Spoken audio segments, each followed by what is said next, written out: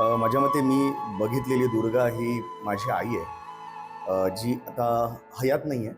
पण मला तिचे आशीर्वाद कायमस्वरूपी माझ्याबरोबर आहेत. आईची अनेक रूपं मी बघितलेली आहेत. मी खरं एकुलता एक मुलगा आहे आईचा.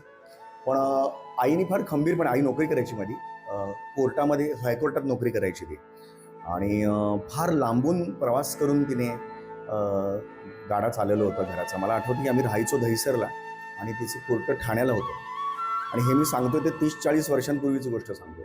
40-50 वर्ष मी तेव्हा लिटरली गाड्या खूप कमी होत्या. ट्रेनचा प्रवास खूप कठीण होता. आत्तासारख्या सोयीसुविधा नव्हत्या, मेट्रो नव्हती, बस नव्हती. त्या काळी आई एवढा मोठा प्रवास करायची, लांब पल्ला गाठायची. आणि आईने मला आयुष्यात एकच शिकवलं, की मला त्यात दुर्गा दिसते. दुर्गा हे काही फक्त रागीट अशा देवीचं रूप नाही आहे. दुर्गा हे देवीचं रूप आहे. तिने माणसं जोडायला मला खूप शिकवली.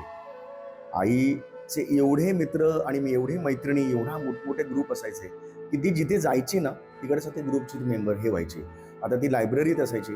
मुंबई मराठी ग्रंथ संग्रहालय, बोरिवली शाखा, त्याचा एक ग्रुप असायचा. त्याचा ग्रुप आहे आमच्याकडे जेवायला यायचा.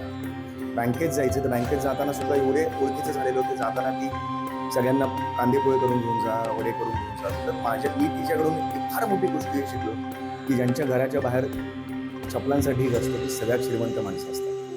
आणि मला असं वाटतं, की आईने हे मला आयुष्यात शिकवलं, की बाकी काही नाही कमवलं तरी चालेल, माणसं कमव.